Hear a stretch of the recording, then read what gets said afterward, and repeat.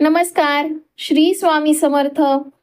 तर आज आपण या व्हिडिओमधून श्री स्वामी समर्थ चरित्र सारामृत पारायण कसं करायचं, ते पारायण करण्याचे नियम, पद्धती, वेळा, लहान मुलांनी ते पारायण केल्यास काय लाभ होऊ शकतो हे जाणून घेऊयात.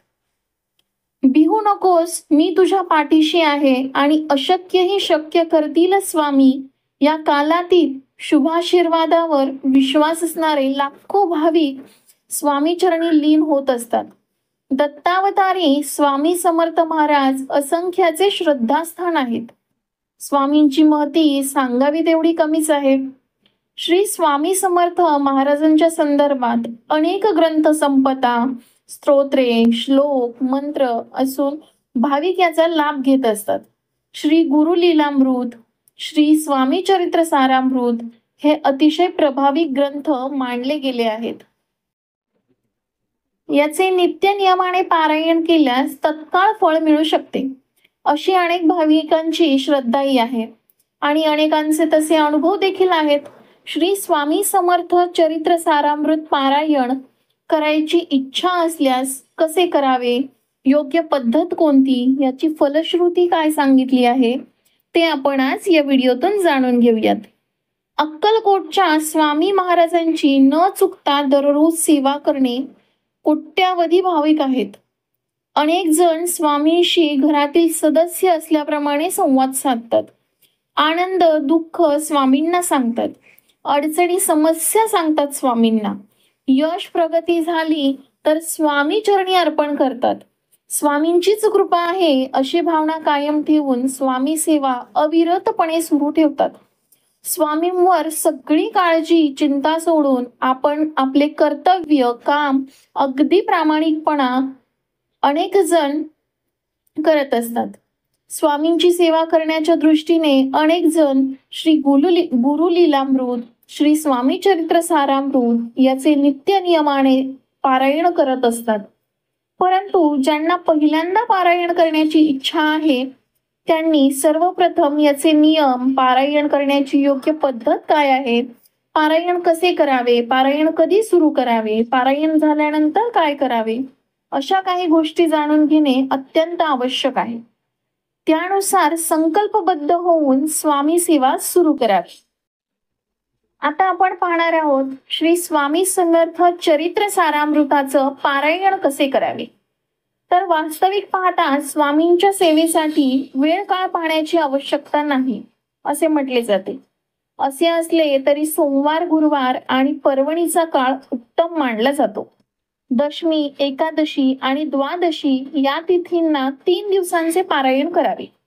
ज्यांना शक्य आहे त्यांनी एका बैठकीतच पूर्ण पोथीचे वाचन करावे. आपली श्रद्धा, भक्ती आणि इच्छा यानुसार या संपूर्ण पोथीची 3, 7, 11 आणि 21 अशी पारायणे करावी. किंवा रोज एक अध्याय वाचला किंवा ऐकला तरीही चालेल. तर आता आपण पाहूयात श्री स्वामी समर्थ चरित्र सारामृत पारायण करण्याची वेळ आणि पद्धत. सकाळीच स्नानादी कार्य झाल्यानंतर नित्याची देवपूजा करून भोजनापूर्वी हे पारायण करावे. वेळ निश्चित करावी. शुद्ध वस्त्रे नेसावी. मस्तकी गंध लावावे. कुलदेवता, इष्टदेवता, गुरुदेव आणि श्री स्वामी समर्थांचे स्मरण करावे. वडीलधाऱ्यांना वंदन करावे, नमस्कार करावा आणि पारायणाची सुरुवात करावी. श्री स्वामी समर्थ चरित्र सारामृत या पोथीत असे सांगितले असेल तसे अध्याय पठणास प्रारंभ करावा.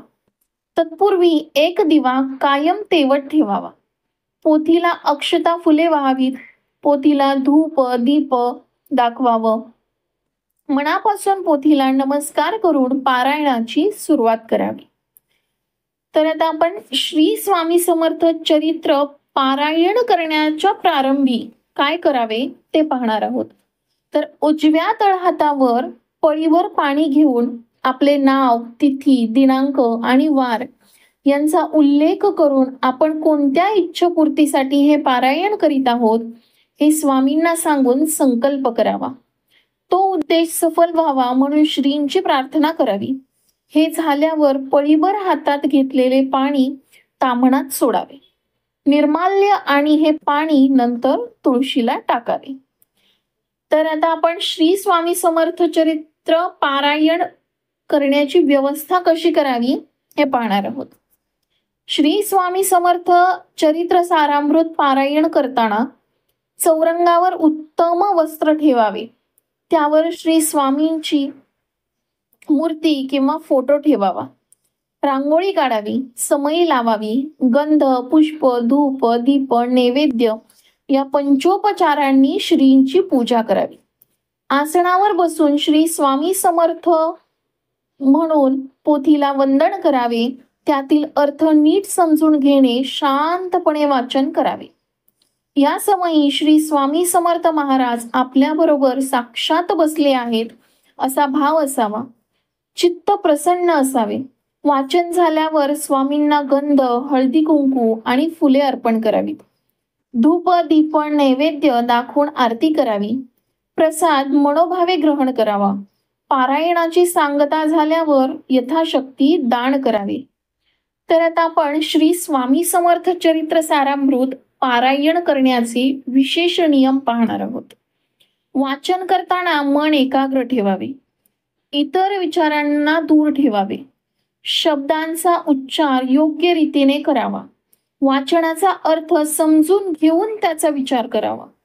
पारायण करताना भक्तिभावाने वाचन करावे. पूर्ण श्रद्धा आणि विश्वासाने पारायण करावे. पारायण काळात सदाचाराने राहावे. ब्रह्मचर्य पाळावे. वादविवाद, भांडण तंटे टाळावेत. श्रींचे नामस्मरण करावे. त्यांच्या चरित्र कथांचे आशय लक्षात घेऊन त्यांच्यावर चिंतन आणि आत्मपरीक्षण करावे. वरील नियम हे सामान्य मार्गदर्शनासाठी आहेत. आपण आपल्या परिस्थितीनुसार आणि श्रद्धेनुसार त्यात बदल करू शकता. तर हे आपण पारायण करण्याचे नियम पाहिले. आता आपण पाहूयात श्री स्वामी समर्थ चरित्र सारामृत पारायण केल्याची फलश्रुती काय आहे. पारायणामुळे मन शांत, प्रसन्न आणि एकाग्र होते. नकारात्मक विचारांपासून मुक्तता मिळून सकारात्मक विचारसरणी विकसित होते. भक्ती, श्रद्धा, आत्मविश्वास वाढतो. आध्यात्मिक उन्नतीसाठी अनुकूल वातावरण निर्माण होते. इच्छा पूर्ण होण्यास मदत होते. संकटांवर विजय प्राप्ती आणि जीवनातील अडचणी दूर होतात. कुटुंबात सुख, समृद्धी आणि प्रेमभाव वाढतो. समाधान प्राप्त होते. क्षमाशीलता, सहनशीलता आणि सकारात्मक विचारसरणी विकसित होते. जीवनाकडे सकारात्मक दृष्टिकोन विकसित होण्यास मदत होते. तर आता आपण स्वामी समर्थ पारायणाची फलश्रुती पाहिली. आता आपण श्री स्वामी समर्थ चरित्र सारामृत पारायण हे लहान मुलांनी केले तर चालते का हे पाहूयात. लहान मुलांनी पारायण केले तर चालते. पारायणामुळे मुलांमध्ये अनेक चांगले गुण विकसित होण्यास मदत होते. एकाग्रता आणि स्मरणशक्ती वाढते. नैतिक मूल्य शिकवतात. भाषा आणि शब्दसंग्रह सुधारतो. आत्मविश्वास वाढतो. धार्मिक आणि आध्यात्मिक भावना जागृत होतात. श्री स्वामी समर्थ. हा व्हिडिओ आवडला असेल तर चॅनलला लाईक, शेअर आणि सबस्क्राईब नक्की करा. भेटूयात आपण उद्या पुन्हा अशाच एका नवीन व्हिडिओ आणि स्वामी समर्थांच्या नवीन माहितीसोबत. थँक्यू.